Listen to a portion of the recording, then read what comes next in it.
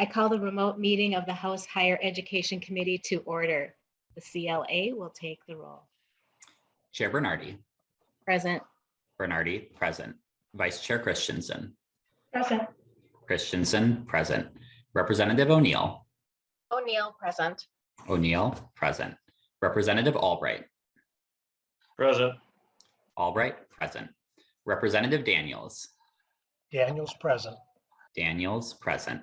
Representative Erickson. Erickson, present.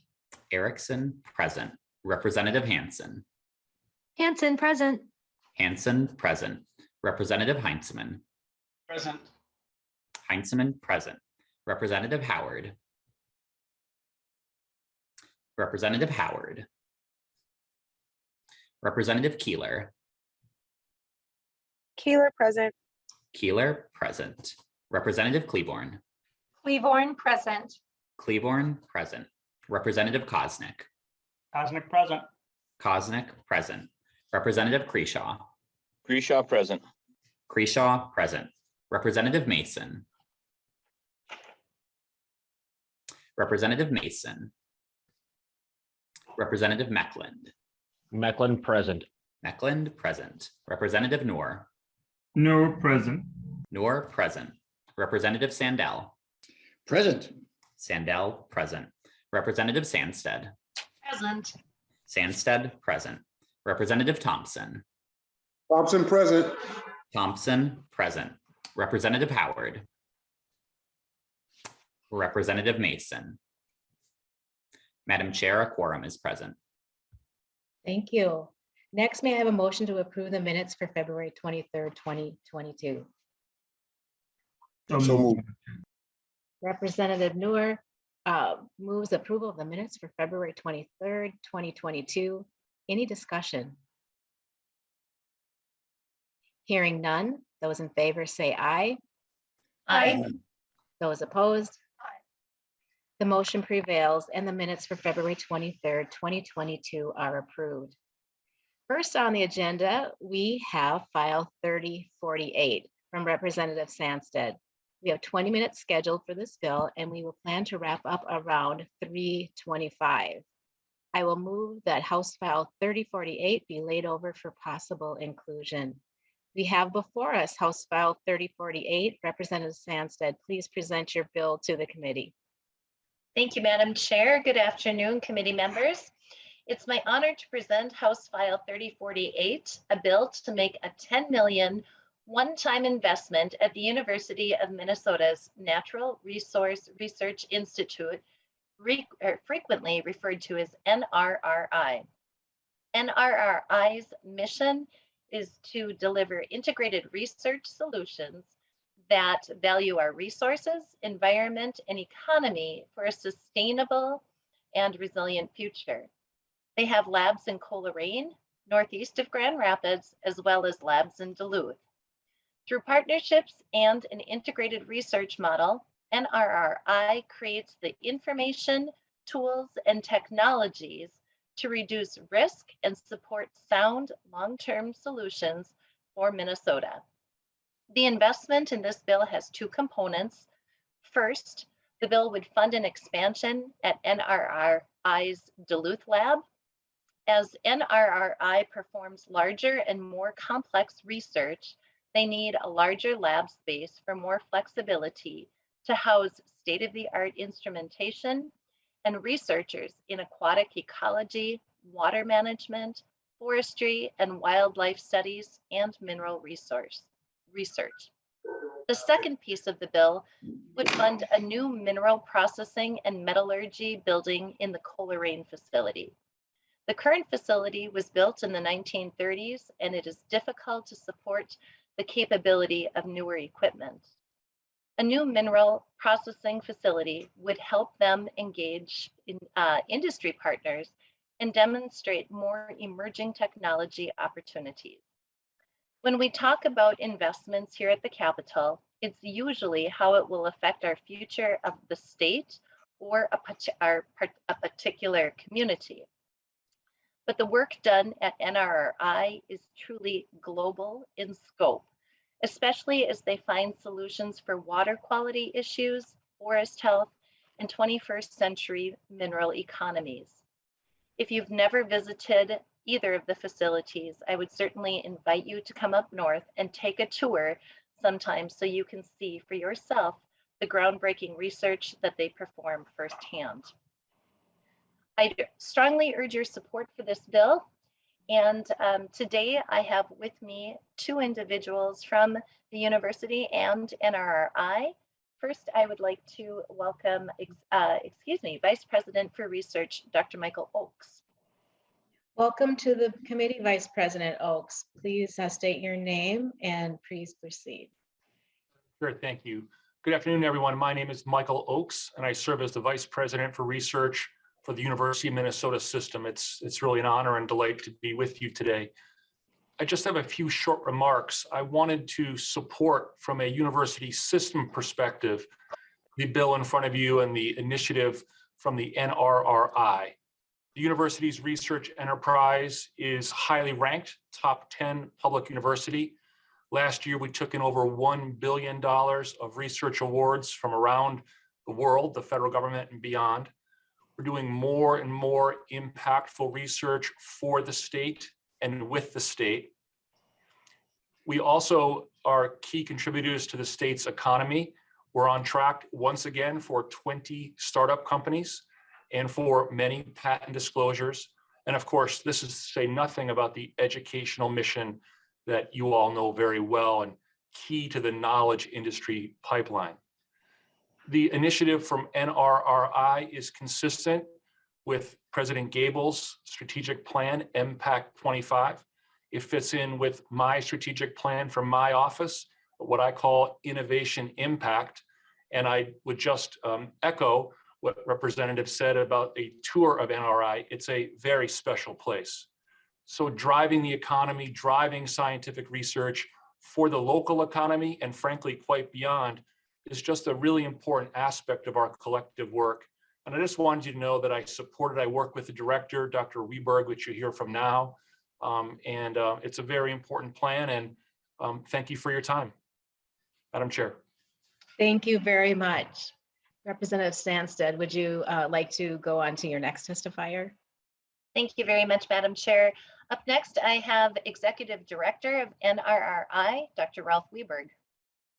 Welcome to the committee, Mr. Weberg. Please state your name and please proceed. Yes, thank you, Chair Bernardi and members of the Higher Ed Committee. My name is Rolf Weberg. I'm the Executive Director here at NRRI. It's a real pleasure to be able to speak with you this afternoon in support of House File 3048. I'd like to thank Representative Sandstede for her continued, her nice introduction and support she's given us, as well as Vice President Oakes, who's for your comments and sponsorship in this endeavor. So thank you very much. What I'd like to do is continue the conversation with a very, very brief reacquaintance with NRI and the return on investment that we're bringing over this last year, and then go and give you a bit more detail in the background of what we're asking for and how we want to use it and what those outcomes we're expecting to come out of that from. So I promise not to do death by PowerPoint, but I'm going to share my screen, which I hope you see at this point in time.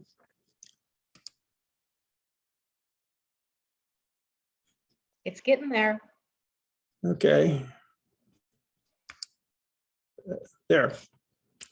Are we? Yep, it's as a slideshow now. Thanks. All right, very good. Thank you. I'm not going to spend a lot of time on these, but the NRI was created by the legislature for the legislature and placed in the University of Minnesota to promote technology leveraging across the state of Minnesota, consistent with the land grant mission of the university. As Representative Sandstede indicated, delivering integrated research solutions is what we're here to do. If we are successful in achieving that, we really should be helping discover that economy of the future for the state of Minnesota, the region, and the nation. When we talk about, that's all nice, but what do we do? Well, we're delivering on 3 impact areas. Vice President Oakes talked about innovation impacts. Well, these are the 3 that we're driving here. Ecosystem resilience, understanding the world we live in, the ecosystems we work in the face of how we use our land and the climate change.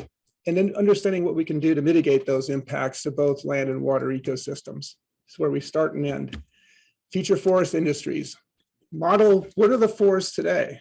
Where are they going to be 20, 30, 40 years from now? What are those hybrid species that can actually drive a new industry, a new look at reducing carbon footprint for the country and the globe, and developing partnerships for new products, a new future.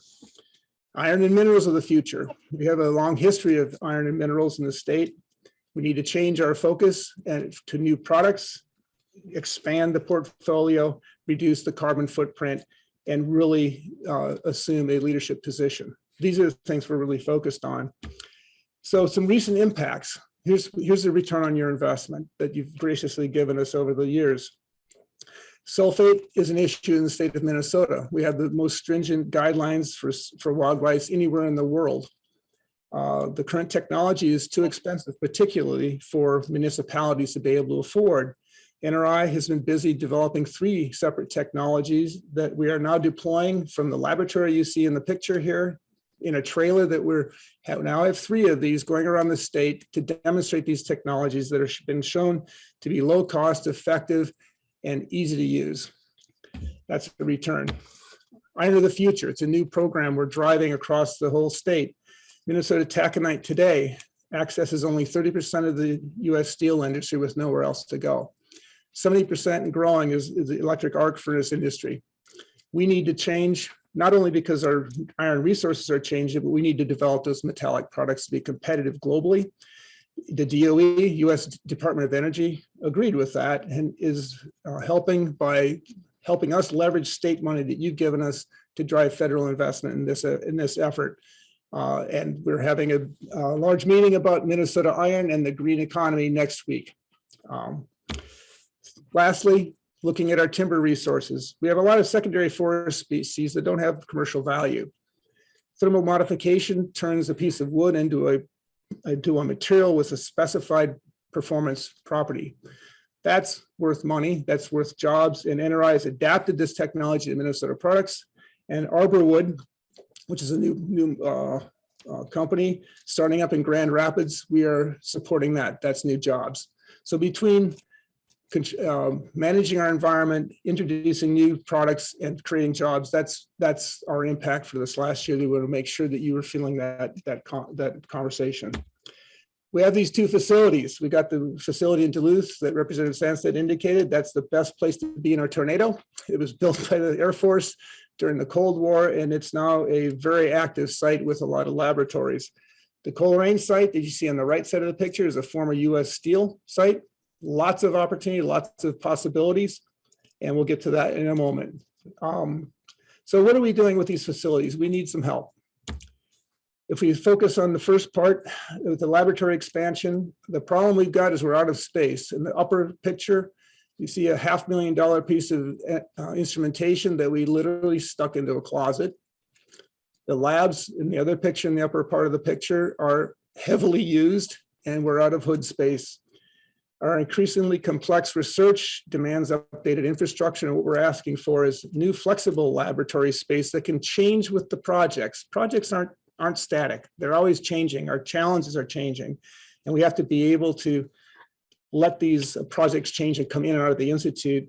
The impacts increase our capacity, update these tools, provide students and faculty opportunities in applied research, and keep driving that delivery conversation. It's a place we can engage our collaborators and partners that are now global, and we are looking to deliver the science that brings value to Minnesota. And if you look at the picture of the building, we're talking about the top floor, because in order to go from the bottom floor up, each of these walls is a foot thick of concrete. So going to the 4th floor in the area that you see colored in there, that's what we have initiated an engineering study to see what's possible. Madam Chair, there's a question. Should I take it at this point, or should I just finish the last slide? I'll have you finish this last slide. Please proceed. Please proceed. Okay, thank you. Last is looking at the Coleraine facility. These buildings, the earliest one was built in 1910. Typically, most of them are on the 1930s era. If you look at the picture, we have snow drifts coming in this time of year. We have uneven flooring, which is with train tracks and other holes in the floor that we have to work around. And the pieces of equipment that you see in the pictures here are state-of-the-art pieces of equipment we're using to help the current industry reduce energy utilization by up to 30% in the grinding operations and sifting operations. The buildings are placarded with particle board and they're coming apart. This is not the place we can move forward with. We need a new mineral processing metallurgy building. We're not talking about all the innards, as you see in the bottom pictures of what we aspire to. We'll find other funding for that. We need a building that we can start beginning to use, because state and federal investment in the world unique equipment and capabilities for iron and minerals of the future is coming here, and we need a place to put it. Impacts, enhanced minerals portfolio with reduced carbon footprint, as I said earlier, reduced energy and water consumption, management environmental impacts, and most importantly, getting external funding coming into Minnesota to pay for this. There's the picture of the site. That's where we would put it. So it's essentially another barn like you see over here, but it would be modernized with current safety and operational assets.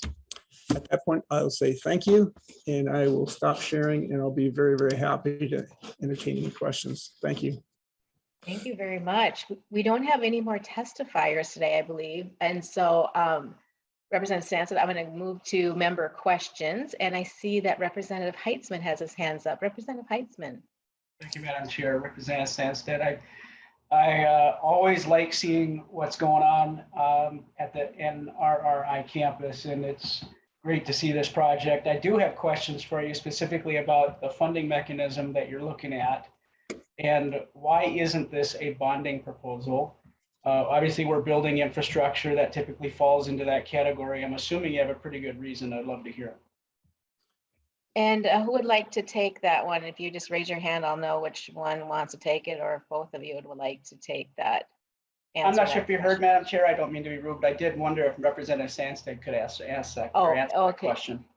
Excuse I'm happy me. to, Madam Chair. I'm sorry about that. Representative Sandstede. Thank you for your question, Representative Heitzman.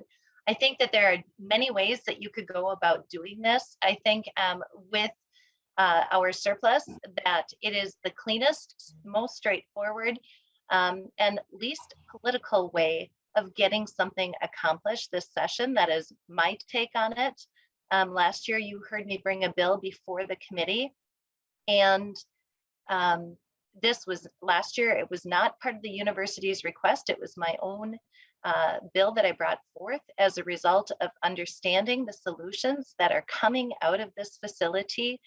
And I still think it is so important that they are able to continue and expand on the work that they are doing, as the testifiers indicated, and I have shared in the past. The work that is coming out of this is not just solutions and answers for the state of Minnesota, but really these are global solutions. I know that Finland and Germany have reached out to be in contact. And just to circle back to your question, the answer is, I think this is just the cleanest, least political, straightforward way of accomplishing the end goal. Madam Chair. Representative Heitzman.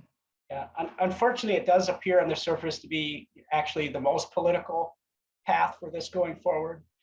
Bonding does take a lot of work, and I understand that that might be something that might be desirable to avoid, but it does help to have a lot of eyes on infrastructure projects as they're coming through. And that's why the bonding committee does visit those sites, so that people can get a flavor for what is available in terms of an opportunity and the impact to a community as it relates to that project. So I might take a different view of that, Representative, but that's okay. I do have a question for Mr. Weberg. He brought up thermally modified wood, and I own a number of products or machines, I should say, specifically relative to drying wood and kilns and so forth. So it sounds like an exciting area to be doing some experimentation, and I'm wondering if you could just, I know I'm picking one thing out of your presentation, but if I had to pick one thing, that would be it.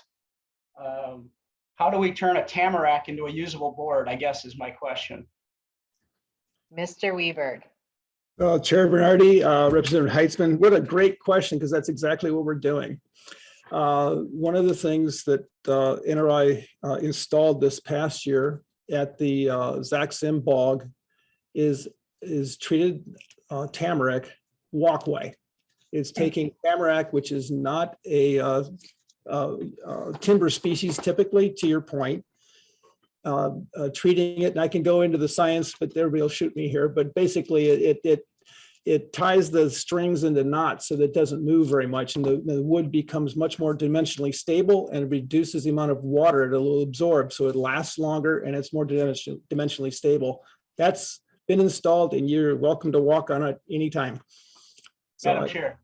Representative Heitzman. Thank you, Madam Chair. Follow-up would be, Yeah, that would be Okay. great. I just want to let members know we have 5 more minutes on this bill, and then we will move on to our next bill. So go ahead, Representative Heitzman. thank you, Madam Chair. Yeah, I appreciate the discretion. It's been difficult going forward in this process, and I hope that people recognize there's, I think, an opportunity coming forward soon that we could maybe not be stuck in Zoom land. That would be great. I'm looking at some of the technology in my own field relative to that discussion you mentioned. I can't repeat it back as eloquently as you did in terms of tying those fibers together somewhat to hold the board stable. Are we still just focusing on the drying process and moisture and such being used along with heat to do that? Or are there other ways that we can manipulate the wood in a way that it would stay, as you're suggesting, stable? Mr. Weberg. Chair Bernardi, Representative Heitzman, yes, we are exploring other ways to use that platform using, the heat and the thermal modification in combination with other materials that might impart other properties to the material itself. Harder, what's the antimicrobial, other types of things, chemistry to the wood, in addition to just simply making it more dimensionally stable. Thank you, Madam Chair. That was it. Thank you, Representative O'Neill. Thank you, Madam Chair. So thank you, Representative Sandstede, for bringing this forward. I actually have toured the facility in Duluth. It was really interesting and fascinating, and I love science. I was kind of geeking out. My question is, even though we've heard presentations in the past and I've toured there, I don't really understand the full budget of NRRI and where your funding comes from. Can you just give me a high-level overview quickly? Mr. Weberg. Chair Bernardi, Representative O'Neill, absolutely. I'll keep it very brief. It basically is in 4 parts. One part is what's called the state special, that comes directly to NRI. It's legislative. A second is UMD, gives a small amount, which is hard funding. We have a PUF endowment fund that literally is there to pay for the Coleraine site, because we pay for that ourselves. We pay the everything, heat, light, water, et cetera. So that really kind of affords that. And then the fourth is grants and contracts. Within that, we got federal grants, state grants. We are getting some international money, but also the contracts that we have for service contracts for companies such as Representative Heitzman's, as well as corporations that hire us for help. I hope that was brief enough. Representative O'Neill, do you have a follow-up? Yes, Madam Chair. I actually meant the total dollar of your annual budget. I apologize. In addition to Mr. that. Mr. Okay. Weberg. I apologize. Chair Bernardi, Representative O'Neill. In fiscal year 21, we had a dip. We went down to about 15 million. This year, for fiscal year 22, we're back in the saddle at about 18.5, and we're looking to be into the 20s in the following year. This is how we're trying to grow this, and the way we're growing it is in concert with Vice President of Research Oaks, looking for the opportunities across the federal government and leveraging partnerships not only in this country but abroad, as Representative Sandstede indicated as well.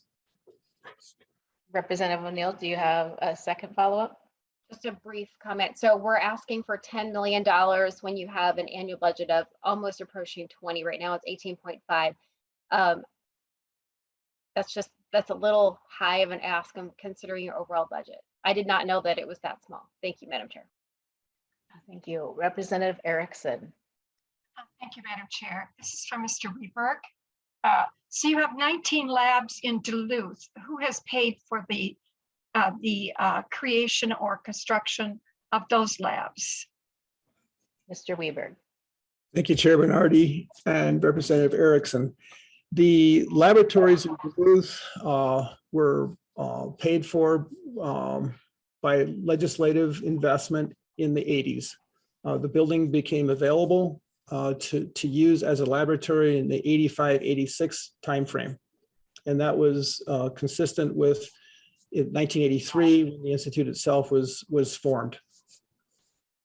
Does that answer your question, ma'am? Representative Erickson for the Thank you, Madam last Chair. question for today on this topic. Yes, Mr. Weberg. So those labs are all older labs or very old labs. Is that correct?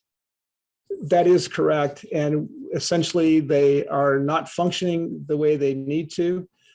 We have people on 4th floor that are using 2 space heaters to stay warm in the winter.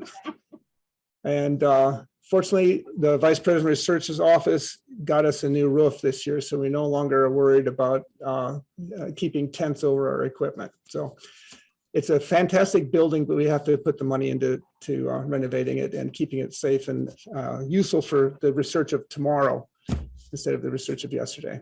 Thank you, Madam Chair. Thank you. I see Representative Mecklin. If you would like to ask a quick question, I can call on you now. Thank you. Question. Not hearing you. Not hearing me. A little bit. Can you hear me now? Yes. Okay. It's the little, like bad internet. Michael Oakes made a mention that they received $1 billion last year, I believe, from outside sources. Where did all that money go for all of this implementation of research and development?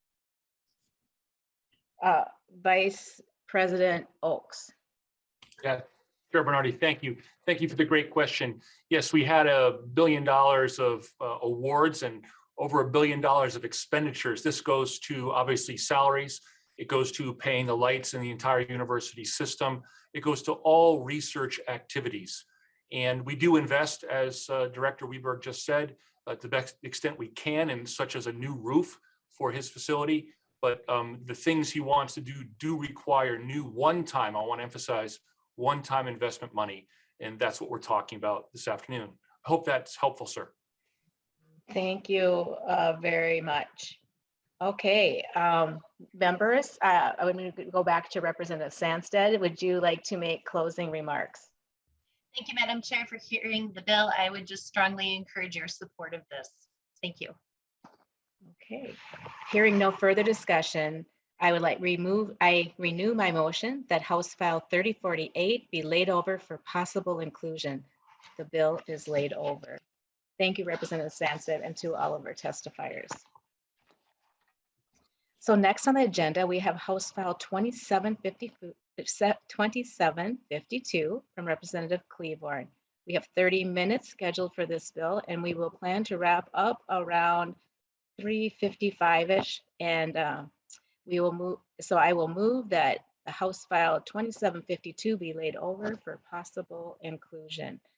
We have before us House File 2752. Representative Klevorn, please present your bill to the committee. Thank you, Madam Chair and members of the committee. I'm here today to present House File 2752, requesting supplemental general fund financing to the University of Minnesota to increase access to higher education and to reduce costs to students.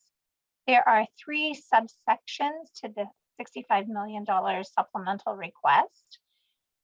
In subsection 1, you will see a $30 million request to expand the system-wide Promise program for students with financial need. The second, you will see a $30 million request to expand the Greater Minnesota Scholarship at the University of Minnesota to attract and retain students to the university's Crookston, Duluth, Morris, and Rochester campuses. And the third is a $5 million request to increase student academic advising, mental health and well-being, tutoring needs, and financial literacy supports. These services at the University of Minnesota are needed to meet the increasing student demand, the increase to increase equity through strengthening supports for students with historically low retention and graduation rates, and to more proactively address issues that slow down students' progress towards degree completion. Madam Chair, with me today are testifiers who will speak to the need and details of this appropriation request. And Madam Chair, with that, I would ask you to recognize Vice Provost Bob McMaster. Thank you. Welcome to the committee, Vice Provost McMaster. Please state your name for the record and please proceed. Oh, lots of P's in that introduction. Go ahead. Thank you very much, Chair Bernardi and members of the committee. My name is Robert McMaster, and I'm the current Vice Provost and Dean of Undergraduate Education at the University of Minnesota Twin Cities. Thank you for the opportunity to be here today, and thank you to Representative Klevorn for your support of this legislation. As an institution, we're committed to providing financial support for students who are admitted but cannot afford to attend. Our philosophy is that no admitted student should be unable to attend because of financial constraints. In addition to federal grants such as Pell, the Minnesota State Grant Program, and philanthropic support, we have numerous system-wide scholarship and financial aid programs that are designed to help us meet this goal of affordability. The University of Minnesota Promise is one of those programs. The Promise program started in 2007 as the Founders Program and currently supports 13,000 to 14,000 Minnesota families annually with income levels at 120,000 or below, with a focus on low-income families. In the fall of 2021, we expanded this program called Promise Plus to ensure that students whose families earn less than $50,000 per year had their full tuition covered by a combination of federal, state, and university gift aid. We also recently created the Native American Promise program that provides substantial support, financial support, in most cases free tuition, to first-year undergraduate students and transfer students from tribal colleges who are enrolled citizens in one of Minnesota's 11 federally recognized tribal nations. The U of M programs for low and middle income students, which provide up to $18,000 in gift aid per year, also support large percentages of first generation and BIPOC students. In fact, in the fall 2021 UMTC freshman class, nearly 1/3 of the students who enrolled were BIPOC, in large part due to our financial support programs. The legislation before you today builds on the past work of our Promise programs with the ultimate goal to enhance affordability and to reduce student debt, which we know is a national problem. First, we're requesting $30 million to increase the amount of financial support in the base Promise program, providing students with an increase in financial aid from $1,100 to $2,100 per year, depending on a student's income level. This ensures that those students at lower income levels will receive even more financial aid than they currently do. Additionally, the funding would expand the program to a larger set of students. At the U of M, we have seen middle income families continue to borrow higher amounts, with the highest level of debt coming from families with incomes in the range of $120,000 to $160,000. This population doesn't qualify for Pell or state grant funding and is not currently covered by our existing programs. Importantly, this legislative proposal would expand the Promise program to help meet the needs of those middle income families in order to limit their borrowing. If this expansion is funded, more Minnesota families across the state will have financial support for college. 74% of greater Minnesota families and 67% of Twin Cities metro families would receive funding from a newly expanded Promise program. Approximately 5,800 BIPOC and 6,300 first generation students would also be supported by the enhanced program. Madam Chair, we are also requesting an additional $30 million in recurring funding to establish a 4-year scholarship for Minnesota high school graduates enrolling on any of the 4 Greater Minnesota campuses. The objective with this scholarship program is twofold. The first objective is to retain more Minnesota residents within the University of Minnesota system. A second objective is to increase enrollments on these Greater Minnesota campuses, where such a scholarship program would unquestionably be a major recruitment strategy. The current model is for first-year enrolled students to receive a $4,000 or $5,000 award, with another $1,000 or $2,000 award for years 2 through 4. Finally, we're requesting $5 million in recurring for student support throughout the entire university system. These funds will be used to enhance our understaffed mental health resources as the number of students needing these services grows rapidly. Additionally, we will be increasing our advising, tutoring, and career counseling services, all of which lead to better retention, timely graduation, and overall student satisfaction at the U. These student support services assist our students in graduating on time, thereby helping them reduce student debt.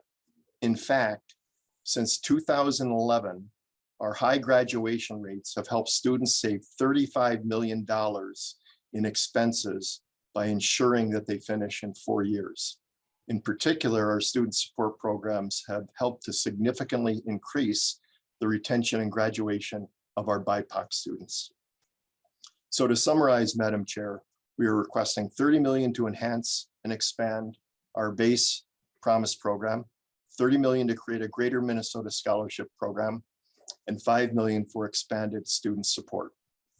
Thank you, and I'll now turn this over to my colleague, Jeffrey Ratliff Crane, to talk about more about the impact of the Greater Minnesota Scholarship Program. Thank you very much. Thank you very much, Vice Provost McMaster, and welcome to the committee, Vice Chancellor Ratcliffe Crane. Please state your name for the record and proceed with your testimony. Chair Bernardi, members of the Higher Education Committee, thank you. My name is Jeffrey Ratliff Crane. I'm the Vice Chancellor for Academic Affairs and Innovation at the University of Minnesota, Rochester. Building on what Professor McMaster had noted, I've been with the University of Minnesota since 1989. First as a professor of psychology on the Morris campus, and now as an administrator at UMR, a role that I assumed in 2018. So a lot of history with our Greater Minnesota campuses. The University of Minnesota system is unique.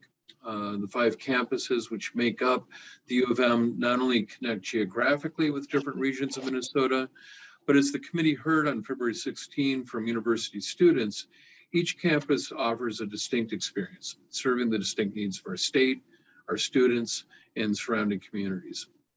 At UMR, the U of M's newest campus, which opened our doors in 2009 to just 52 trailblazers at that time, students come to Rochester often with aspirations to make a difference in healthcare. Drawn by the dynamic healthcare ecosystem that Rochester has to offer, UMR students see themselves as the next generation of Minnesota's healthcare professionals. Among those UMR students who are passionate about health, science, and medicine, 83% come from Minnesota. With roughly half of those coming out of the Twin Cities metro area, and the other half from Greater Minnesota. What's more, nearly 70% of UMR's student body is from traditionally underrepresented background, traditionally underrepresented backgrounds in higher ed. So either BIPOC, first generation, and or Pell eligible. In fact, this past fall's incoming class was 42% students of color, 47% first generation college students, and nearly 35% were Pell eligible. House File 2752 is an investment in University of Minnesota students, and therefore really an investment in Minnesota, my point of view. The Greater Minnesota Scholarship Program will attract and retain students not only on the UMR campus, but the campuses of Crookston, Duluth, and Morris as well. This new scholarship program will help reduce financial barriers and burdens Minnesota students and their families face when determining which campuses and programs align with their academic dreams and their career aspirations. Quite pointedly, the financial barriers to attending the U of M campuses are of great concern.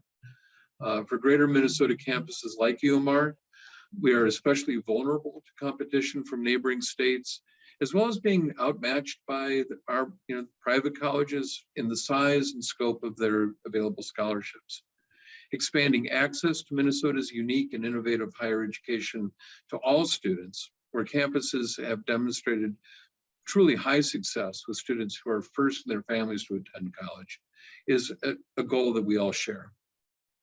Although designed for all Minnesotans, the Greater Minnesota Scholarship Program is expected to increase the number of students from Greater Minnesota attending the University of Minnesota, a long-term system enrollment management objective that we have. With this additional program, we expect to strengthen Greater Minnesota through student and faculty involvement in communities, and upon graduation, keeping our alumni in Greater Minnesota through the connections, opportunities, and sense of belonging that occurs while a student. The Greater Minnesota Scholarship Program, when fully phased in, we anticipate will support between 8,500 to 9,500 students based on current enrollment levels and with some allowance for growth to higher enrollment levels in the future. This is a significant boost for each of these campuses and for a significant number of students and their families. Thank you, Chair Bernardi and members. I will now turn it over to Abdulaziz Mohammed, a student from the University's Twin Cities campus, to conclude our presentation. Thank you very much. And welcome to the committee, Mr. Mohammed. Please state your name for the record and please proceed. Good afternoon, Chair Bernardi, Vice Chair Christensen, and members of the committee. My name is Abdulaziz Mohammed. My pronouns are he, him, his, and I serve as the undergraduate student body president at the University of Minnesota Twin Cities, representing over 35,000 plus undergraduate students. Thank you for giving me the opportunity to speak on the university's $65 million student services request. In the Minnesota Student Association Student Government 2021 Fall Survey, 64% of undergraduate students said they were often worried about how they'd be able to pay for tuition. We know Minnesota students need financial support for higher education. Tuition, fees, and other costs of attendance have become burdensome for those seeking a high quality degree. Building off of its existing financial aid infrastructure, the University of Minnesota is looking to tackle that systemic problem through a comprehensive proposal that reduces the cost of attendance for Minnesota residents and increases access to the university. One of my favorite parts of the proposal is a $5 million investment to expand support services like mental health counseling, financial literacy, and academic advising. The COVID-19 pandemic has highlighted the importance of student support services and the gaps in how higher education institutions are meeting the needs of students. By investing in this area, the university is helping meet the growing demand by students for support services and ensuring their academic success. Other parts of the proposal, such as the investment in the popular You Promise program, are designed to increase financial aid for students in lower income brackets, while also expanding the program to more families. This is a game changer because the cost of attendance in higher education is an equity issue, and it's important to reduce the barriers of entry. Ensuring opportunities for university students through affordability and completion is a top priority for student advocates like myself, and the proposal does just that. Therefore, I urge the committee and state legislators to fund the requests and prioritize the needs of students fully. Thank you for allowing me the opportunity to testify, and I look forward to answering any questions. Thank you very much, Mr. Mohammed, for presenting today. I see Representative O'Neill has a question. Representative O'Neill. Thank you, Madam Chair. I'm just wondering, are we at the end of the presentation or is there more? I don't have an annotated agenda, so I wasn't sure. No, we are at the end of the presentation until Representative Klevorn does her summary remarks after member questions. So wonderful. I thought we were close to the end, but I wasn't sure. So thank you for the presentation. Thank you, Representative Keeler, for the bill. Thank you for the student to come and testify. I appreciate all of that very much. I'm happy that this is not a $250 million ask, as the University of Minnesota had come with their first ask with $75 million in each year of the biennium in the tails. This is, at least they dropped it down to $65 million, but this is in the tail. So this is not just a one-time appropriation like the Min-State system came to us. They asked for 60 million one time, but this is actually 65 million this year of the biennium and added to the tail. So that is a significant cost going forward. So we're going all the way up to 685 million of each year of the biennium moving forward instead of 620. So it's a pretty big jump in the tails. It would be one thing if this was just one-time appropriation, but that is not what they're asking for. So the University of Minnesota now, instead of going their first ask, $250 million of supplemental budget with 75 million in each year of the tails. Now it's down to just 65 million, but still in the tails. So I have a problem with that. I also have a concern. So there was in this bill, there's talk about needing to recruit new students, in particular Greater Minnesota, Crookston, Morris, Duluth, and so on, and Rochester, which I think is a great idea. But the thing about the University of Minnesota is that they can bring in more students if they want to. It's not the Min-State system where they take whoever comes in the door, but there's requirements to come into the Min-State system. And I know that they've made some adjustments to that, and they've seen an increase in students because they wanted it. And so I'm not sure exactly what the $30 million is for. I actually had a very, very long conversation last night, with a student who desperately wants to go back to the University of Minnesota Duluth program. And so his name is Lucius, and he lives in Delano. He has been desperately trying to go back, but he is barred from continuing and finishing his engineering program because of a vaccine mandate and he just wants to do online. So he can't even sit in his own apartment doing online classes with the University of Minnesota Duluth to finish his engineering degree because he refuses to take the vaccine, which is his choice to do. So if the University of Minnesota wants to encourage and invite new students in, that's certainly a policy that they could revisit. I don't really find the science behind having a vaccine mandate for someone sitting at home doing online classes. So there's an option. You could do that instead. I know that this person, Lucius, has tried to talk to the regions multiple times, and he's a couple of them will talk to him, but the vast majority of the regions will not. So unfortunately, Svigum, Powell, Hipscht, Verhalen, and others will not actually talk to him. So that's problematic because he can't actually tell them what his concerns are. In any case, I still have an issue. This is still a big ask. This is still adding money to the tails, adding $65 million every year of the biennium going forward.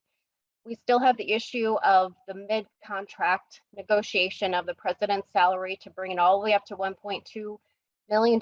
We still have the issue of 3 men's sports teams being cut to save money, which really was less than $2 million of savings, but you lost all those amazing young men who could have filled your seats, but you chose to cut those 3 men's sports teams.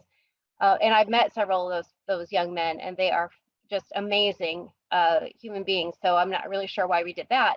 The university also cut 40 women's positions. So there's another opportunity that was lost. You could have done that. So there's lots and lots of options here short of a $65 million ask in the tails. So appropriation going forward. I have a number of concerns, and all I can say is at least it's not 250 million. Thank you, Madam Chair. Representative Noor. Thank you so much, Madam Chair. Thank you, Representative Klevorn, for bringing this bill forward. It's much needed. This is a time that we need to be investing into the future of our state. And this is the appropriate way of making sure that we have more individuals who are ready to acquire higher education. And I appreciate you bringing the bill forward. In fact, we should be increasing. I think this is a small ask compared to how much we have today and how much we have to invest in our state. One quick question I just wanted to ask is, The Promise program and some of the scholarship program, are they based on 120,000 income for household, or is it based on area median income? That's a quick question that I have. I just wanted to get a clarity on that. Vice Provost McMaster. Yes, Madam Chair and Representative Knorr, the Promise program goes up to 120,000 at the upper end. So for Promise, the majority of the money is distributed for low income and lower middle income students. Students at the upper end at 120,000 family income get about $400, not a great deal. So it's kind of a range from what we call zero EFC, zero expected family contribution, very low income students up to that 120. Thank you. Representative Knorr, do you have a follow-up? Yes, Madam Chair. I'm looking at the area median income going up. If you look at the metro state, actually Minneapolis area, it's going to be 100% is 105,000 approximately, if not more, as we go into this year.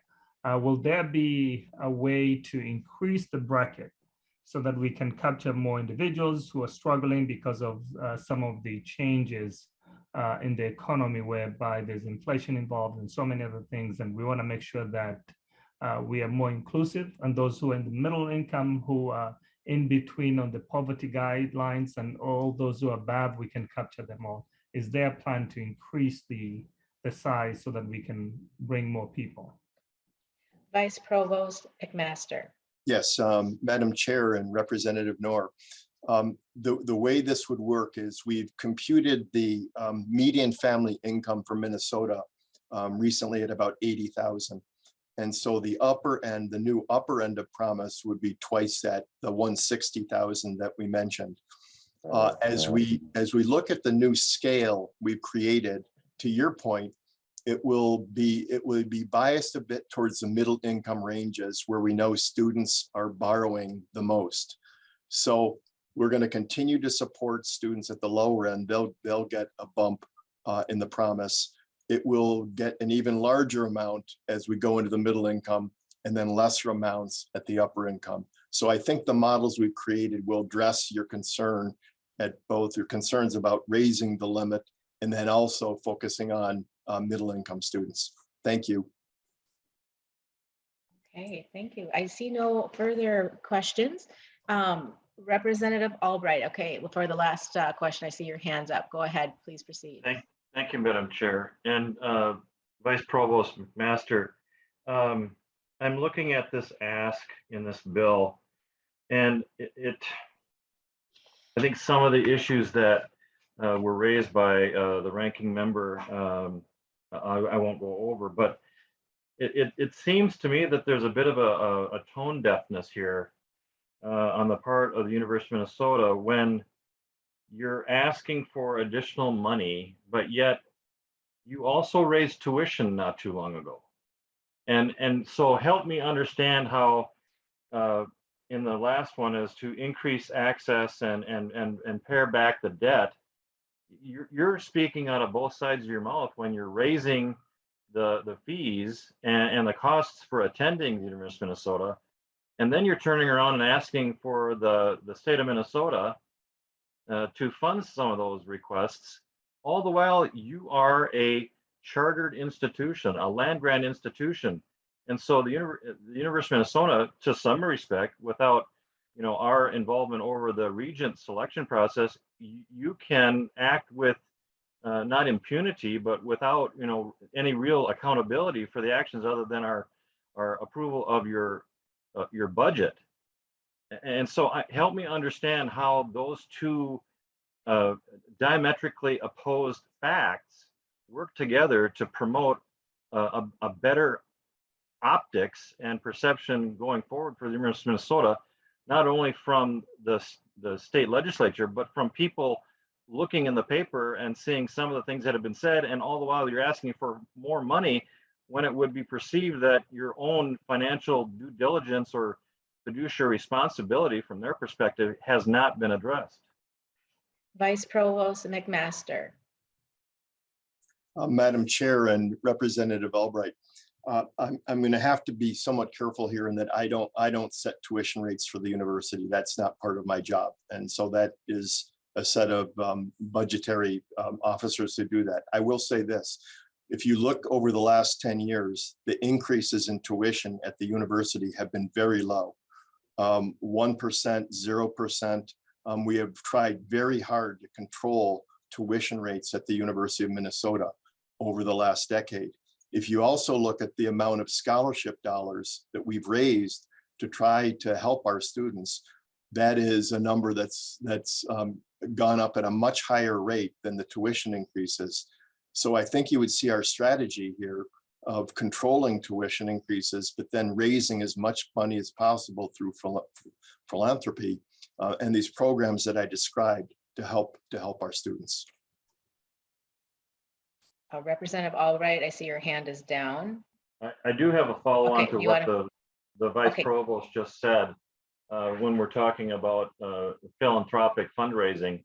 But yet when I talk to the folks over at the University of Minnesota and they talk about the funding for the trust and others that has been raised, they always throw up the shield that, well, it's for dedicated purposes that, you know, the donor has made upon those contributions. So help me understand how those kinds of comments square with what you just said about working very hard to find scholarship dollars to reduce the costs for students coming in. Vice Provost McMaster. Yes, Madam Chair and Representative Albright.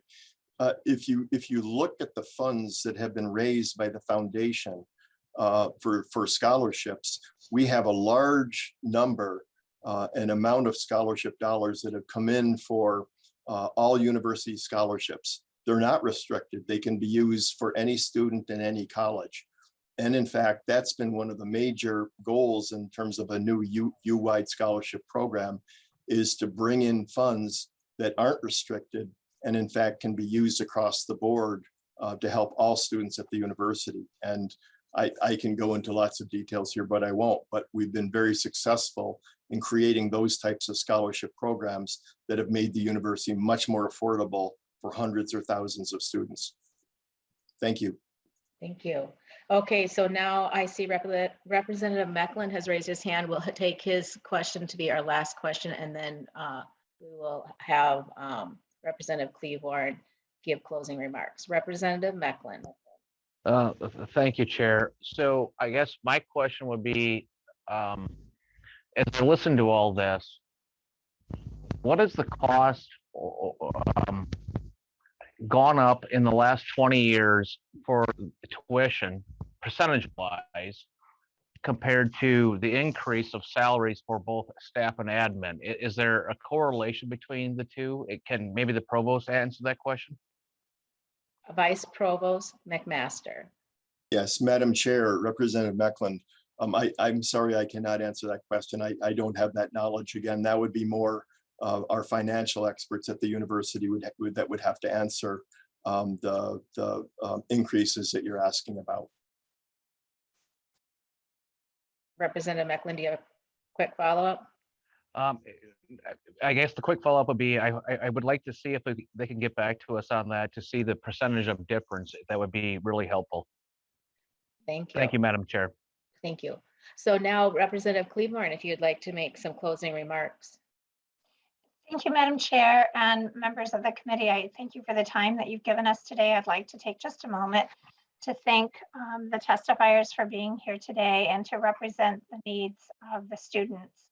And with that, Madam Chair, I'm just going to ask that you renew your motion to please hold this bill over for possible inclusion in the committee's supplemental finance bill. Thank you. Okay, I will, hearing no further discussion, I renew my motion that House File 2752 be laid over for possible inclusion. The bill is laid over. Thank you, testifiers and Representative Klevorn. Now we're moving to our last agenda item. We have House File 1101 before us from Representative Bahner. We have our last 30 minutes scheduled for this bill, and we plan to wrap up vote at 4:25. I will move that House File 1101 be referred to the Health, Finance, and Policy Committee. we have before us House File 1101. Representative Bahner has an author's amendment labeled A1. I will move that the A1 amendment to put the bill in the form that the author wants. Does everyone have the amendment? Okay, Representative Bahner, can you tell us briefly what the amendment does? And welcome to the committee, Representative Bahner. Thank you, Madam Chair. Yes, the A1 amendment is a compromise that actually makes sure that we are adequately making sure that we serve both missions under this new bill. So it dedicates 1.75 billion of the bonding authority held by MHEFA to its primary mission, which is higher education, and 2.25 to what would be its new mission if approved under this bill, which is specifically for healthcare organizations and senior living facilities. So basically sort of compartmentalizes the amount for each of those to ensure that there are sufficient resources on both sides. Is there any discussion? Hearing none, Representative Albright. Sorry, Madam Chair, I'm having, my mouse isn't moving fast enough on the screen. A question for the author of the bill in terms of, or actually for you, Madam Chair. Your referral motion would be to where? I understand, my presence on the Health and Human Services bill, and we're talking about healthcare organizations, that type of thing. Where is this bill traveling next? It's moving to the Health, Finance, and Policy Committee. Thank you. I'm sorry I didn't hear that. Thank you. Okay. Any further discussion? Hearing none, those in favor of the motion signify by saying aye. Aye. Those opposed? The motion prevails and the amendment is adopted. Representative Bahner, please present your bill to the committee. All right. Thank you, Madam Chair and members. I appreciate the time to come before you today. I would like to introduce you to one of the state's best kept secrets, the MHEFA, or the Minnesota Higher Education Facilities Foundation. In existence for over 50 years, their mission is to help shepherd, ensure success, and fund worthy projects using their tax-exempt bonding authority for capital projects. This work expands options for non-government or nonprofit entities in the areas of higher education. Their fees are lower than allowed by the IRS and represent a solid value to fund worthy projects that have a broader public benefit. They have a proven track record of success borne out over decades of experience. This agency takes its authority from the state, but is fully self-funded, meaning all costs for the administration and staffing are paid out of the fees generated by their work, and there is no, I repeat, no cost to the state. The agency is overseen by a board appointed by the governor and with the consent of the Senate. They run a tight ship with 2 paid staff and billions of dollars worth of successfully executed projects. While this agency has toiled away doing great work for over the years, in more recent years, they were approached to use their vast experience for healthcare and senior living projects. While they did not entertain the projects that were outside of their scope, they realized that there was an ever-growing need to put their talents to use in projects like their original scope that go well beyond basic capital and bring projects that meet the greater public good. That brings us here today. So here's what the bill does. First, it changes the name of the organization from the Minnesota Higher Education Facilities Authority to the Minnesota Health and Education Facilities Authority to reflect the newly expanded authority.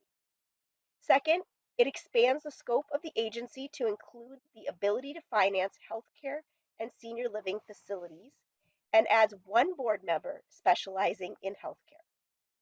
Third, it increases the amount of financing authority allowed by the agency from 1.3 billion to 4 billion to cover this new dual mission.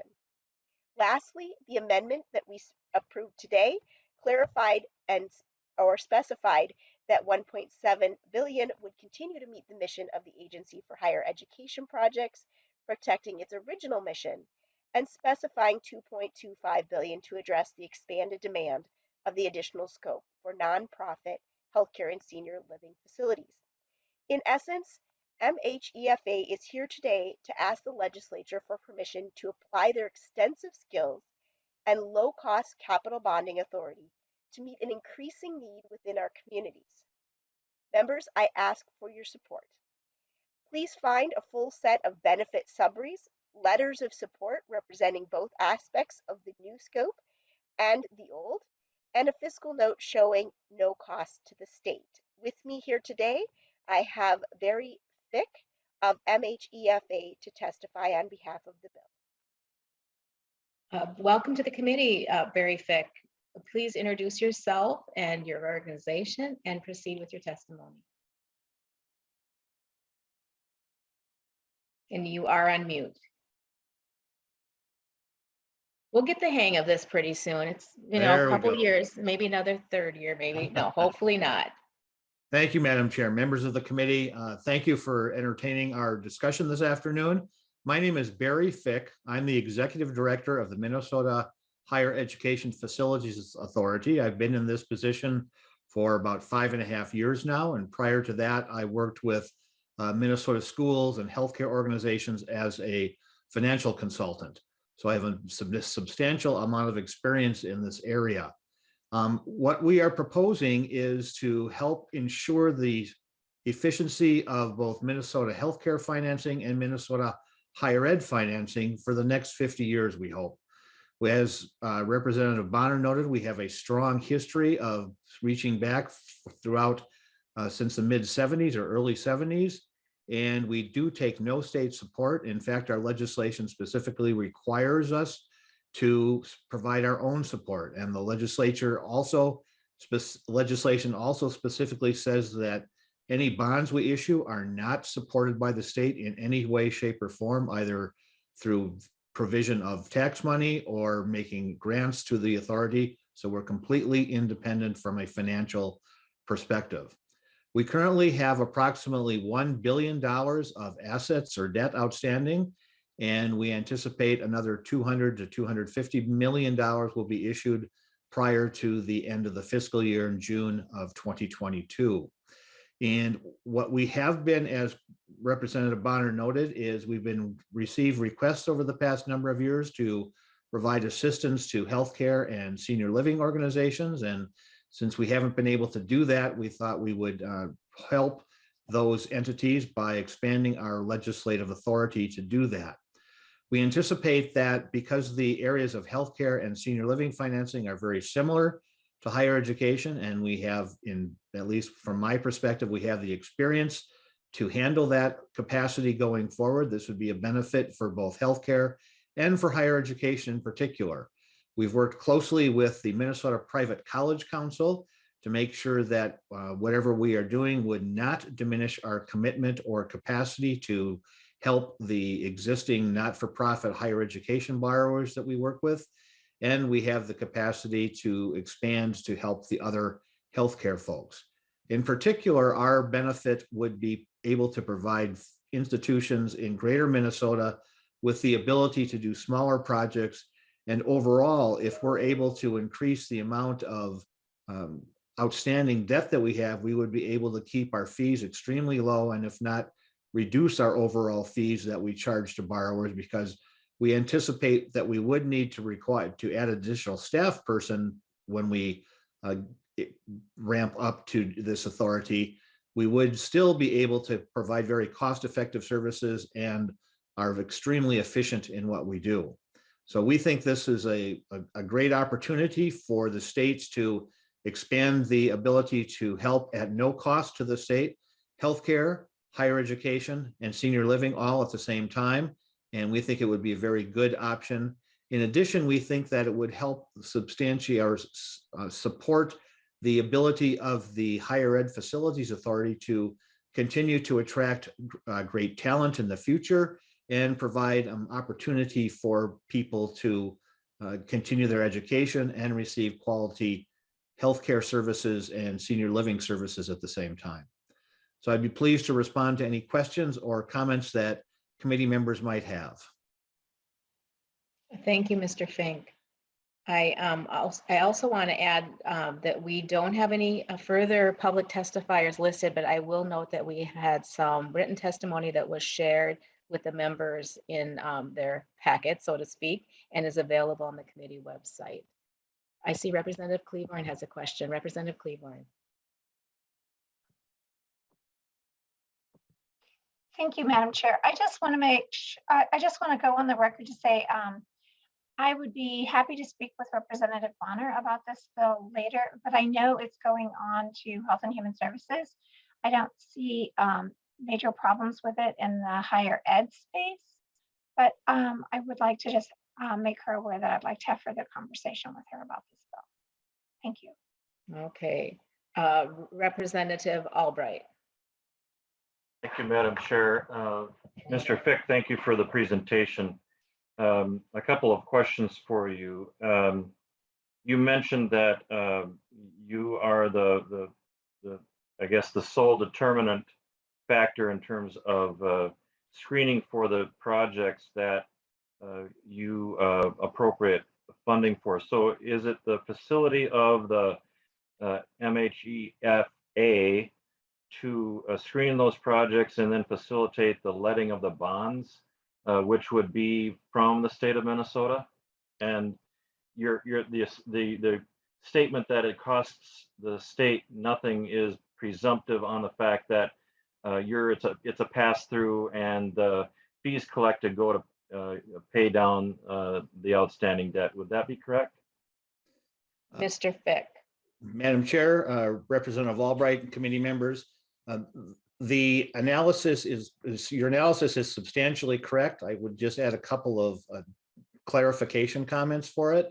Number one, the determinant of the viability of the projects which we financed is really done by a group of professionals. We retain legal counsel, we retain municipal advisory council, and we retained the borrower comes to us with either a commercial bank or an investment bank that has looked at their project as well. We prepare and have prepared for us reports that are then given to our board, and the board makes the ultimate decision as to whether we should proceed with the project. Once that approval has been obtained, we turn around and work with everyone to issue the bonds under the name of the authority. We take the proceeds from the bonds, loan them to the borrower, and then receive an obligation from the borrower to repay us at the same rates and terms as we issue the bonds at. So then that is how the bonds are repaid to ultimate investors. And so we receive no compensation from the bondholders, and like I said, the bonds are issued at no cost to the state because any operational costs we have are funded by a fee that we charge to all the all the entities who borrow and issue debt through us. Madam Chair. Representative Albright.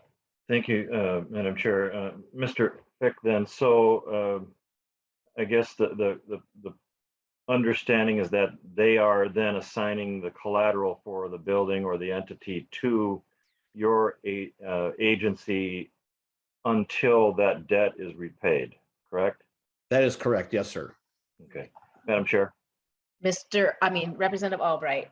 Thank you. Mr. Fick, and this is more of a commentary than anything, Madam Chair, but you in your testimony gave point to the fact that your original scope of your authority was to assist in the promotion of loans to those that would be seeking advancement through higher educational facilities and curriculum, and you've been approached by those entities maybe similarly asking for assistance in either healthcare facilities and or senior living facilities. And it's eerily reminiscent, Madam Chair and Mr. Fick, and I mean no disparaging against your agency. 50 years ago, another entity had a very limited scope, but over time that mission creep or the scope of that organization lent itself to such additional responsibilities as busing, to the advancement of housing, of urban redevelopment, and to planned development. And I speak of the Met Council. Their original scope was diametrically different than what it is today. And I'm wondering if you'd be willing to share or to speak to the fact that you're asking for not only an expansion of your issuance, your bond issuance limitation. Well, I think that's certainly admirable. What I find more troublesome is that you're asking for an increase or an expansion of your scope. And to the point that literally your organization is only accountable to one person, and that is the governor, who appoints your board, much like the Met Council. And so I would ask that this committee think on and ponder those issues as we move this bill forward. I have no problem with the integrity of your agency, but the scope that you are asking this body to expand it by is very troubling for the virtue of what we have seen in other state agencies where they have asked for an expansion of scope to help people. And the legislature abdicates its responsibility by giving that away. So I will leave it at that. And if Mr. Fick has a response, I'm certainly willing to hear and listen to it.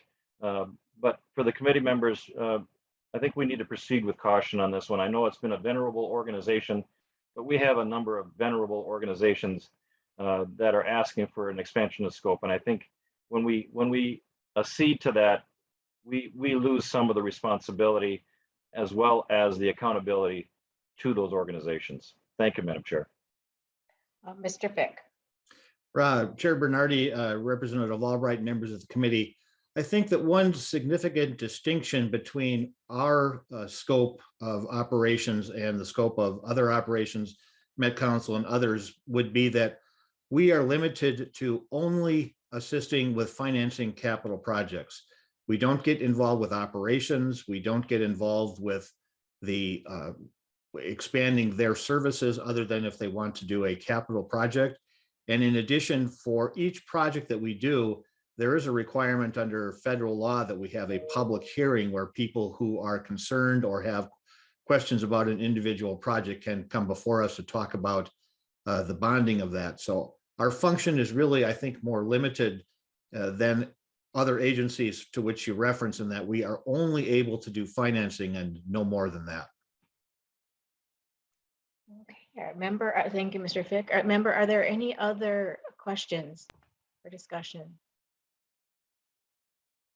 Seeing none, I will ask Representative Bahner if she'd like to make any closing remarks. Thank you, Madam Chair and members. Again, I want to mention that this agency has been toiling away doing this work for over 50 years with a very, very limited, very specific scope. They are asking here today to be able to expand their authority to cover an area that is truly needed within our communities. They have the knowledge and the expertise to do so, but have not actually asked for that authority for some time, simply because it wasn't within their scope. But as the need has increased and requests have increased, they began to take a critical eye at whether or not they actually could use their expertise to fill this really essential need. And that is why they are here before us. And I will tell you, one of the things that I have learned from speaking with Mr. Fick over some time now is that they are a very conservative organization. They take their authority and their responsibilities very seriously. And they did not take upon this decision lightly to come before us to request this authority. However, I do think that it is something that meets an essential need. And again, I want to remind members that the ability to do this capital bonding is in fact very limited in its scope and authority. And there are no plans that I am aware of to expand beyond that. So I thank all of you for your time today and appreciate the hard work that the MHEFA has done on behalf of Minnesotans in higher education. And I hope that you will see fit to give them the authority to do so for healthcare as well. Thank you, Representative Bahner. Hearing no further discussion, I will renew my motion that House File 1101, as amended, be referred to the Health, Finance, and Policy Committee. The CLA will take the roll. Chair Bernardi. Aye. Bernardi, aye. Vice Chair Christensen. Vice Chair Christensen. Representative O'Neill. I'm here. Aye. Christensen, aye. Representative O'Neill. O'Neill, aye. O'Neill, aye. Representative Albright. Albright, no. Albright, nay. Representative Daniels. Daniels, aye. Daniels, aye. Representative Erickson. Erickson, aye. Erickson, aye. Representative Hansen. Hanson, aye. Hansen, aye. Representative Heinzman. Aye. Heinzman, aye. Representative Howard. Howard, aye. Howard, aye. Representative Keeler. Keeler, aye. Keeler, aye. Representative Klevorn. Klevorn, aye. Klevorn, aye. Representative Kosnick. No. Kosnick, nay. Representative Kreshaw. Representative Kreshaw. Representative Mason. Mason, aye. Mason, aye. Representative Meckland.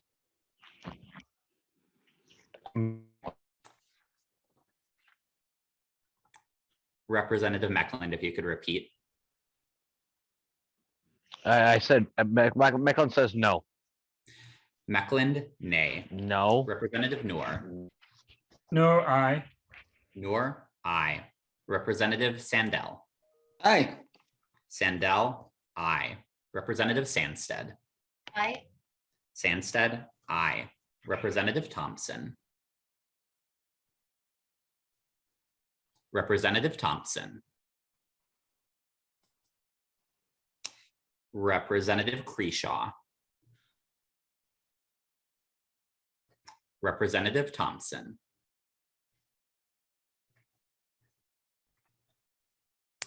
Madam Chair, with 15 ayes, 2 nays, we have 15 ayes, 2 nays, and 2 abstentions.